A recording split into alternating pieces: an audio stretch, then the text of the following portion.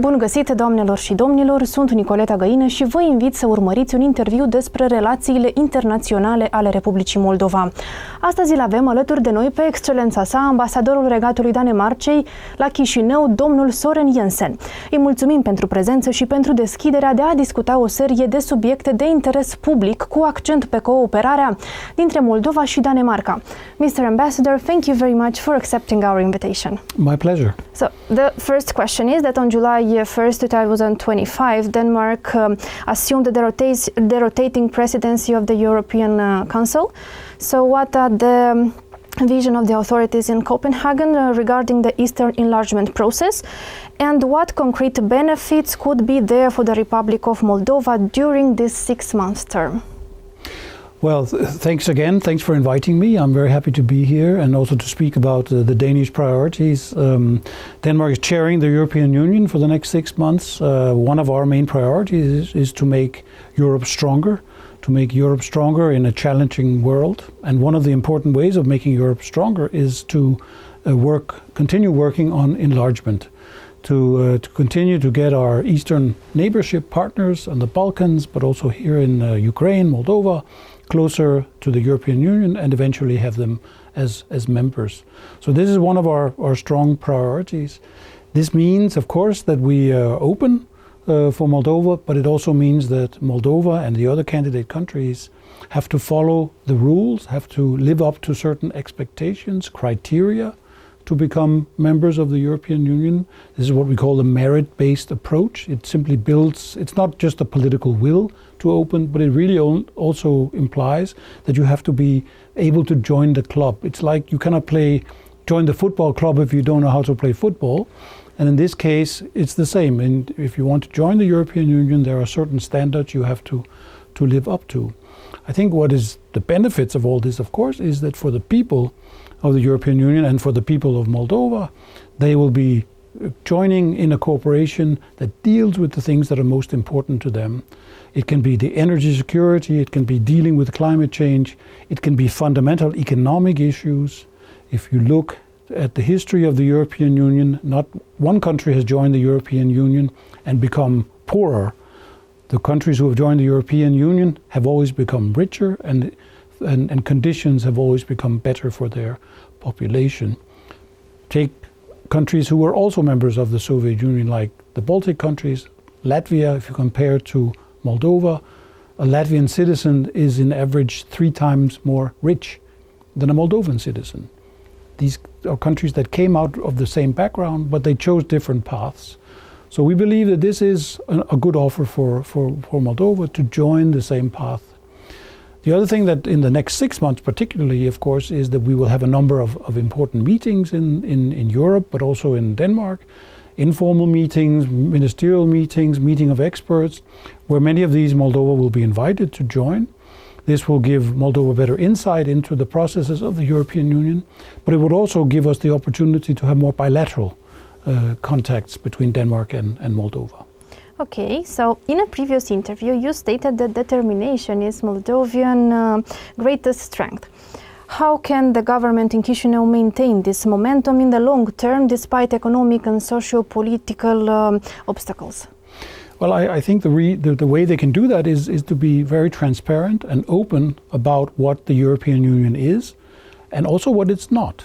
What it is, of course, are some of the things I mentioned. There are these economic benefits. There are these positive possibilities for the people of Moldova. By joining the European Union, they can travel freely, but more investments, more opportunities will also come to Moldova. Better infrastructure, better schools, better educational facilities, better energy, more energy independence, for example, not being dependent on Russia in your case. So many of these things are positive. And I think that what any government in Moldova who wants to pursue a European track need to do is to be honest, transparent, and open about what it means, what the positive aspects are, but also what the requirements are. There will be reforms necessary, justice reforms, not least. We can get back to that, but justice reforms is extremely important. But that's also a benefit for the people of Moldova. We have to also remember that many of the reforms that are necessary to become members of the European Union you don't do them to make us happy. You have to do them to make the people of Moldova more happy. Because justice reform, economic reform is not for our benefit, it's for the people of Moldova. Well, with the parliamentary elections scheduled for September this year, the political outcome could significantly impact Moldova's European path. What scenarios do you foresee, and what will be the key messages you will convey to the newly elected politicians? Well, I think it's not really my task to go into scenarios. I would rather not do that. We would, of course, respect whatever result there is of free and fair elections. The choice that the Moldovan people make is up to the Moldovan people. But the politicians who are then elected afterwards, they have to, of course, make up their minds. Do they want to continue on a European path? Do they want to pursue the ambition of becoming member of the European Union? If they do, we will say exactly the same to them as we say to the politicians you have now, and maybe they will be the same, let's see. But we will say exactly the same, and that is merit-based. There are requirements you need to fulfill to become member. There are reforms you need to engage in. We will be asking you to show results, not just talk. Okay, but since Russia's full-scale war against Ukraine in 2022, disinformation has unfortunately become a part of our daily life. However, these false narratives tend to intensify and gain traction during electional periods. In addition to internal measures, what role can European partners, including Denmark, play in supporting the Republic of Moldova in countering this propaganda? Mm-hmm.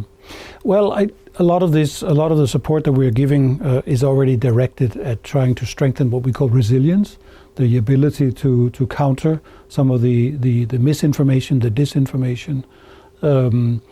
We work with the Strategic Center for Communication in the country, which is working very closely to look at these flows of disinformation, misinformation, trying to prevent it.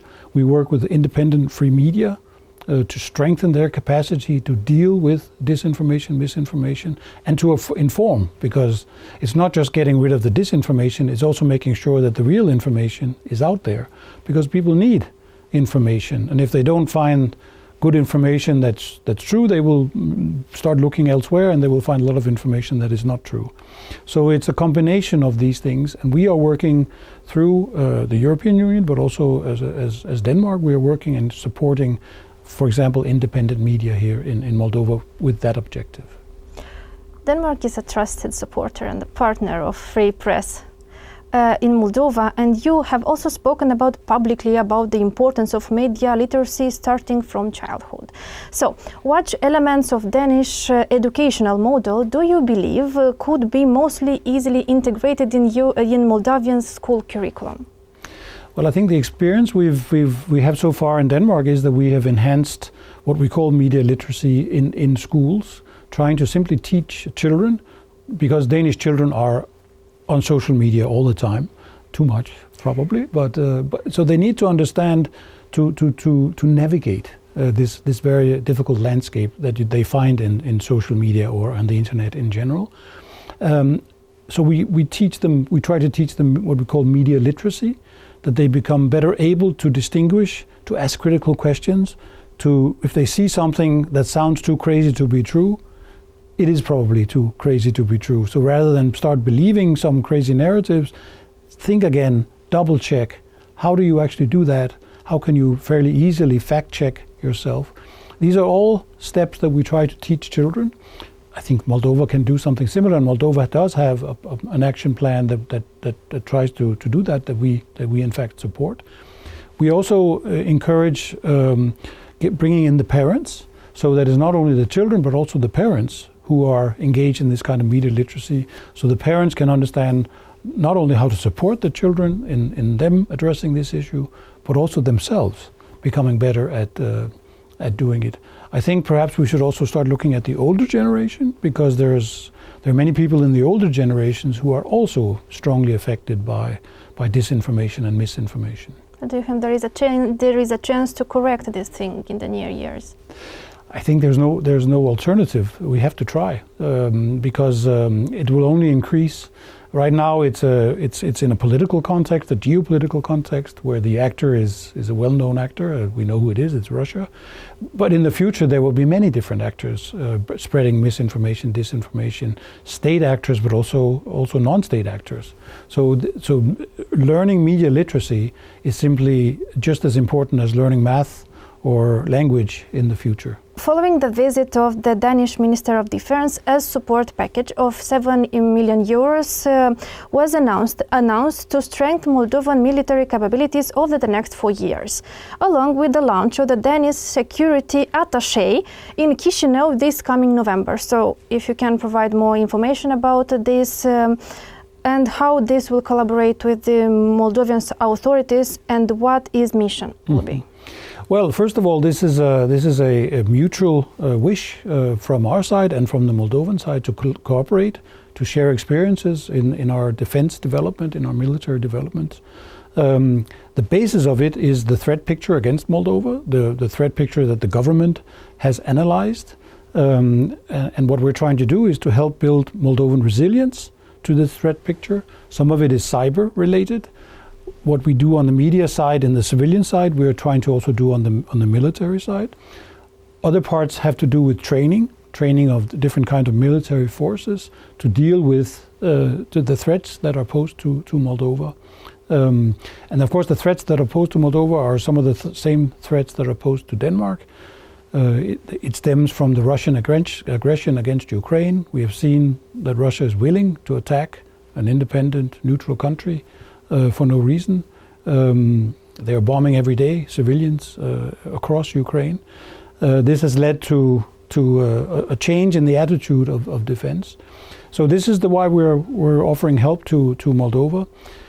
We talked about misinformation before. We saw very quickly how this is almost a very efficient machine, because I think the minister had not even left the country before the misinformation machinery was running stories that Denmark was forcing Moldova to militarize, and that Denmark was forcing Moldova to abandon its neutrality. This is of course not true. We're not forcing Moldova to do anything. This is a voluntary cooperation. And if we talk about neutrality, I mean, it is an awkward position to have, that to be neutral, you cannot be able to defend yourself. I would say actually quite the opposite. If you want to be truly neutral, if you want to be able to preserve your sovereignty on your own, which is basically what neutrality is, you need to be very strong, because otherwise you are immediately at the mercy of whoever would want to attack you. And I think in the threat picture today, the most realistic power that would want to attack Moldova is not the European Union. I think we all know who that power is. But Moldova's citizens currently have relatively low trust in their own army. What example from Denmark as a founding NATO member do you consider relevant for strengthening this public confidence? I think what we've seen in Denmark over the last 25 years has been a development from a military which was mainly used for stabilization, international stabilization operations. So we had peacekeepers, like Moldova has peacekeepers within the UN. We had participated in NATO operations in, for example, Afghanistan, in Iraq, in Libya, in places like that. With the changes after the Russian aggression against Ukraine, Danish military is now much more focused on our territorial defense, both of Denmark, in the near area of Denmark, but also in the Arctic, where Denmark, as you know, Greenland is part of Denmark. So the military is very much focused on this. And what we've seen is that the support for the military, the confidence in the military has only increased. People understand that there's a real threat against Europe from an aggressive nation like Russia has turned out to be, unfortunately. That threat has to be dealt with. This means that we need a military build-up. That military build-up is coming. There's a strong political consensus, not only to build our own military, but also to support Ukraine in their defense. And Denmark is actually one of the countries giving absolute most to Ukrainian defense. There's a consensus, a political consensus, and a consensus among a large part of the population to do this. So I think once the population understands that the military is protecting them from something that's a threat, they will also support the military. The problem is that they're being told, again by propaganda, that building up the military is a threat in itself. This is, I think, something that needs to be addressed, because this is not correct, obviously. And now about regional cooperation. So last year you attended the inauguration of a solar park in Buldurești. That's right. Supported by Danish investments. Well, are there any other joint investment project plans in the future? And from Denmark's perspective, what are the top 3 legislative measures Moldova should adopt to become an attractive hub for Nordic and European investors? Well, first of all, what can make Moldova attractive for any investors, including Nordic investors, are 3 things. Rule of law, rule of law, rule of law. Getting rid of corruption, having a legal system where you can trust as an investor that you're going to be treated fairly if you get into some kind of dispute. That is paramount for economic development and for investments in Moldova. So justice reform, the justice reform that has begun, the justice reform that's a requirement for EU membership, that has to continue. That is basic. Yes, this project in Buldurești was a great one. It was actually a completely commercial project. There was no government money involved. It was a purely commercial project, which again goes to show that when you look at the energy, a lot of the sustainable energy, because this was a solar park, a lot of the sustainable energy these days is commercially viable. You don't need to have investment money from development funds or subsidies necessarily to do this. I think that's a very positive development. But otherwise, our energy cooperation builds very much on assisting Moldova in its objectives. One of them is energy independence. Another one is energy security. A third one is to provide more energy efficiency to Moldova. And I think on all these parameters we're working closely.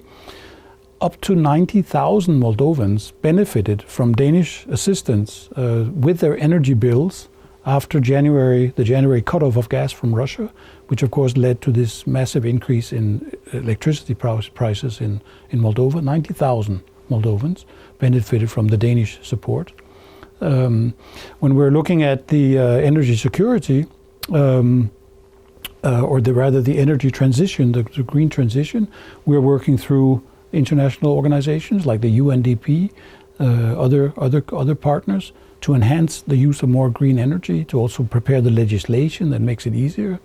And when it comes to energy efficiency, there's a lot of potential in buildings, public buildings, factories, and private homes, simply to become more energy efficient. Denmark is one of the countries that has the best experience in this field. We have a number of companies who know exactly how to make your water pipes more efficient, to insulate your walls, to make your light fixtures, etc., more energy efficient. And there's simply a lot of money to save for normal households by doing this. You have a homeowners program right now that allows homeowners to get funding for this. I think these are some of the steps that need to be taken. In Denmark, the youth movement has been a driving force behind the green transition. What forms of public-private partnership in renewable energy do you consider most promising for engaging young people? Yes, you're right. Young people are the driving force. And I think it has to do with the fact that when we talk about energy, we're really talking about climate. We're talking about the climate change, because the way we use energy today, the fossil fuels, is what is behind the climate change. I mean, this is a fact, a scientific fact. So it's natural enough that young people, who are the ones who are going to hopefully live on the planet longer than me, are also the people who are most engaged in how do we save the planet. So in Denmark, you see a very strong youth engagement in climate issues and thereby also energy issues. And we've tried to meet some of these wishes of the young people. They're very strong in their organizational work. They gather in groups. They have a very strong youth movement that influences the political parties. Actually, during some of our last elections, the green transition, the climate issue, was the main issue deciding where young people would vote. As a fact, all Danish parties have a strong climate aspect of their program. We don't have a Danish Green Party. All the parties, from the socialists to the liberals, have a green component in their programs. They're simply competing to get the votes from the young people by proving themselves to be as green as possible. We even try to include these aspects in education, not only in the more academic education, but also even in vocational training. How can you, in your vocational training, become better at let's say, simply doing energy efficiency, doing energy that is more green? And finally, when it comes to taking the advice of the young people, involving them in the political decision making, our Minister of Energy and Climate has an advisory council made up of young people.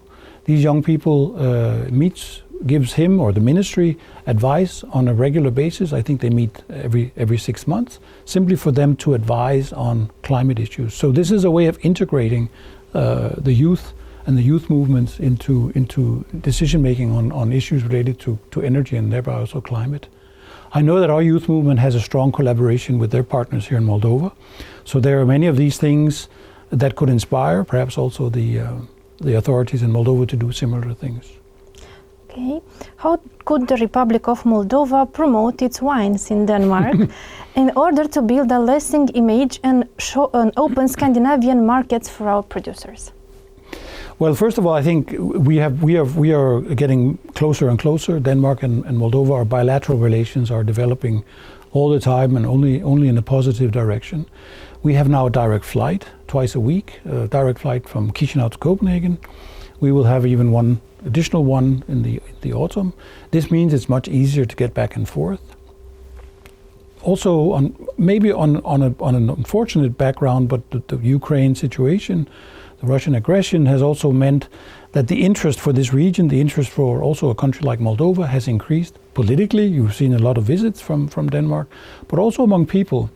We opened an embassy last year, and I speak regularly to Danish media who are interested in Moldova, who want to learn about Moldova, and meaning that Danish people are watching more TV about Moldova, seeing more about Moldova in the news in general.